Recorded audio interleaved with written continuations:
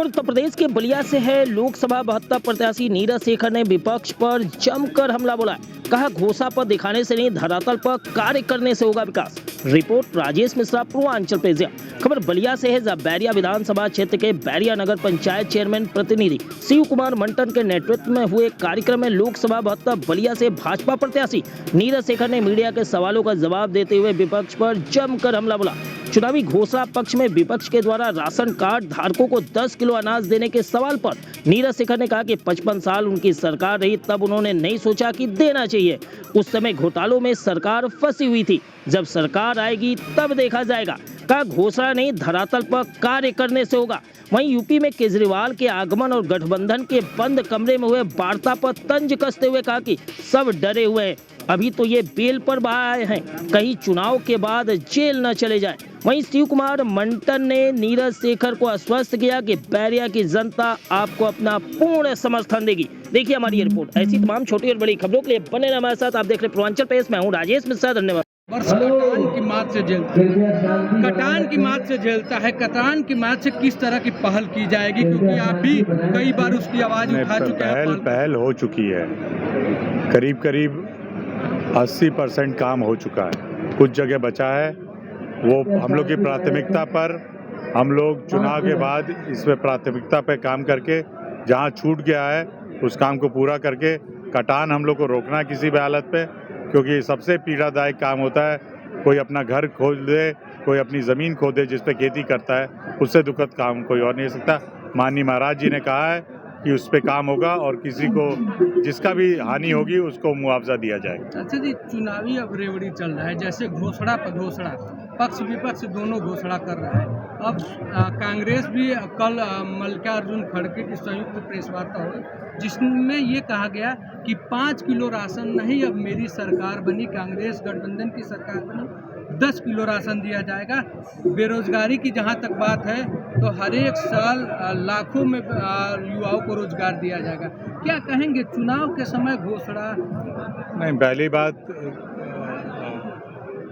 ये ऐलान करना कि 10 किलो देंगे। आप 55 साल तक इस देश पे आपकी सरकार रही, तब आपने नहीं सोचा इसके बारे में कि लोगों को देना चाहिए। उस समय तो घोटालों में सरकार फंसी हुई थी। आपकी सरकार 55 साल तक थी, आपको देना चाहिए था। वो उस समय तो उनको याद नहीं आया। जब हमारी सरकार दे रही है तो आप जब सत्ता में आएंगे तो अब देखा जाएगा। घोषणाएं करने से नहीं होता, धरातल पे काम करने से होता है। और मोदी जी इसीलिए उन पे सबको आश्वस्त है, लोग उनसे आश्वस्त है इसलिए क्योंकि उन्होंने जो कहा है वो करके दिखाया है। इसीलिए उनको 2 बार पूर्ण बहुमत की सरकार बनाने का मौका मिला और तीसरी बार भी उनको ये देश के लोग देने जा रहे हैं। लगातार जैसे ममता दीदी भी यहाँ यूपी में आ गई है, आज अरविंद केजरीवाल भी आ गया। अरविंद केजरीवाल का सीधे कहना है कि अब विपक्ष के सारे मुख्यमंत्री अगर मोदी जी की सरकार बनी तो जेल में होंगे, सचेत हो जाइए। क्या कहना चाहिए? कौन जेल में होंगे? विपक्ष के मुख्यमंत्री। जैसे विपक्ष के सभी ये तो कानून, जो भी अगर कानून को तोड़ेगा तो जेल में जाएगा, अगर हम तोड़ेंगे तो हम भी जाएंगे। आप कानून के साथ किसी के पक्षपात थोड़ी करेगा। कानून जो है वो उस पर रहेगा। और जहाँ तक आ गए हैं उत्तर प्रदेश में लोग, मैंने तो कोई जनसभा उन लोगों की देखी हुई थी क्या? कोई जनसभा कहाँ हुई थी? आज लखनऊ में उन लोगों की वार्ता हुई है, केजरीवाल। वार्ता क्या? किसकी वार्ता हुई है? संयुक्त वार्ता। 2 कमरे में 2 लोग बैठ के वार्ता कर रहे हैं तो उससे पब्लिक को क्या मतलब है? कहीं कोई जनसभा हुई? चुनाव में तो जनसभा होती है। प्रधानमंत्री जी क्या कर रहे हैं? पूरे देश में घूमकर लोगों से करते हैं।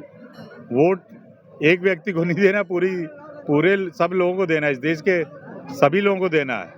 तो 2 लोग बैठ के क्या बात करते हैं, उससे लोगों को क्या फर्क पड़ना है? आपका क्या लक्ष्य है? आप देश के लिए क्या करना चाहते हैं?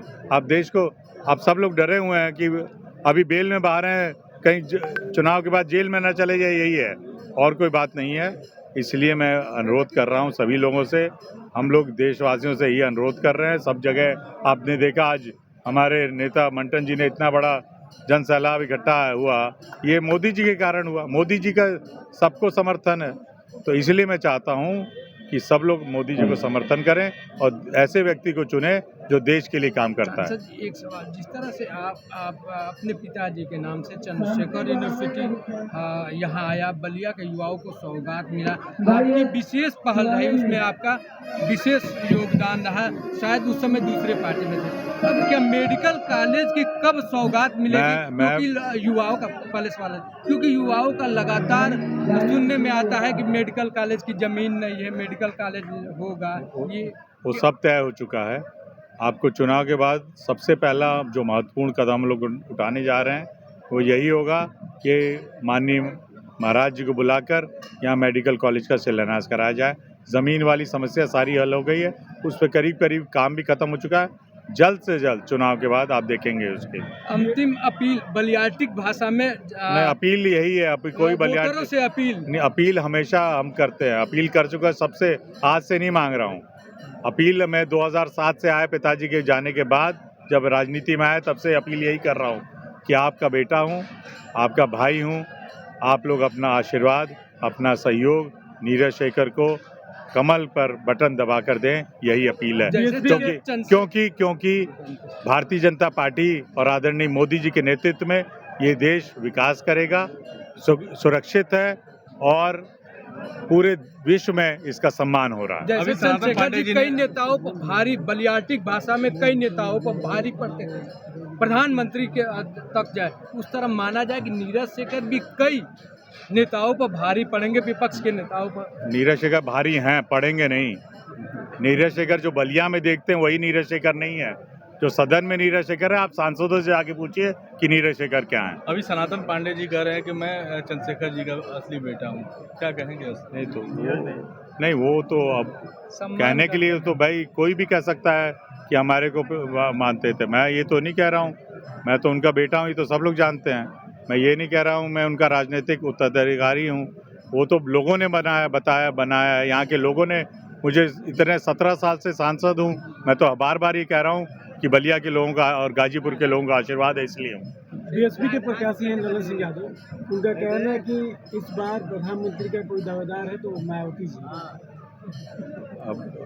अब इस प्रश्न का मैं उत्तर मैं नहीं दे